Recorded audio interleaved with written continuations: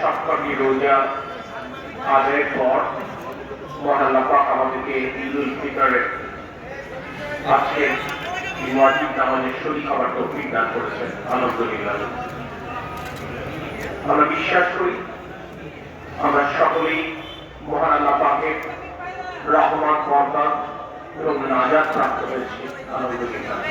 যেটি আজকে এই নামাজের ইমামতি যিনি করছেন আমাদের শ্রদ্ধেয় মুরব্বী, তিনি বলেছেন যদি পবিত্র মাহে রমজানের মাধ্যমে আমরা তাকওয়া অর্জন করতে পারি, অতীতে আমরা ঠিক যেভাবে জীবন যাপন করতাম সেক্ষেত্রে যদি কিছু পরিবর্তন আনতে পারি তাহলেই আসলে আমাদের সার্থকতা রয়েছে।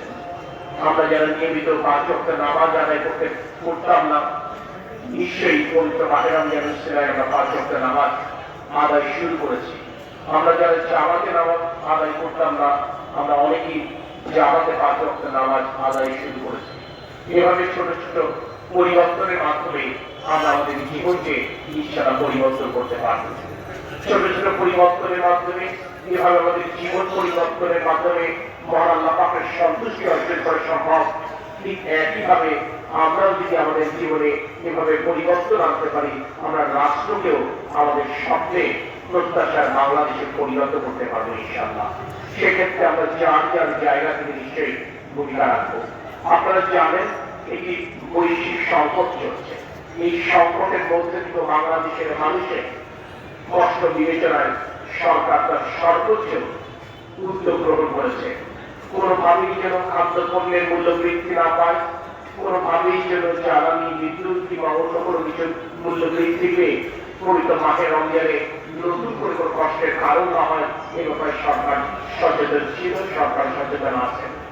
এই সরকারকে আপনারা নির্বাচিত করেছেন, এই সরকার পরিচালনার দায়িত্ব আপনারা এই সরকার প্রধানের উপর অর্পণ করেছেন।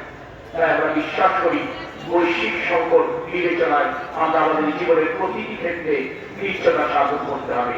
আর এই যুদ্ধ থেমে গেলেও যুদ্ধের যে ক্ষতি সেটি দীর্ঘদিন ধরে আসলে অনুভূত হবে। সমগ্র বিশ্ব এই ক্ষতি পুষিয়ে নেওয়ার জন্য যার মতো করে প্রস্তুতি গ্রহণ করছে। আমাদের স্বজন, আমাদের বন্ধুরা পৃথিবীর যে প্রান্তে চলে আছে তাদের সাথে কথা বললেই তাদের প্রস্তুতি সম্পর্কে আমরা জানতে পারবো। আমি আশাবাদ ব্যক্ত করছি যশোরবাসী নিশ্চয়ই সমগ্র বাংলাদেশকে পৃষ্ঠতা সাধনে প্রয়াস দেখাবে ইনশাআল্লাহ। পরিশেষে আবার আজকের এই পবিত্র ঈদুল ফিতরের খুশি যশোরের প্রতিটি প্রান্তে প্রতিটি ঘরে পৌঁছে যাবে সেই আশাবাদ ব্যক্ত করে বাংলাদেশের মাননীয় প্রধানমন্ত্রী, যাকে আপনারা প্রধানমন্ত্রীদের দায়িত্ব অর্পণ করেছেন, আমাদের সে প্রিয় নেতা তারেক রহমানের পক্ষ থেকে ঈদ শুভেচ্ছা জানিয়ে আমি আমার কথা শেষ করছি।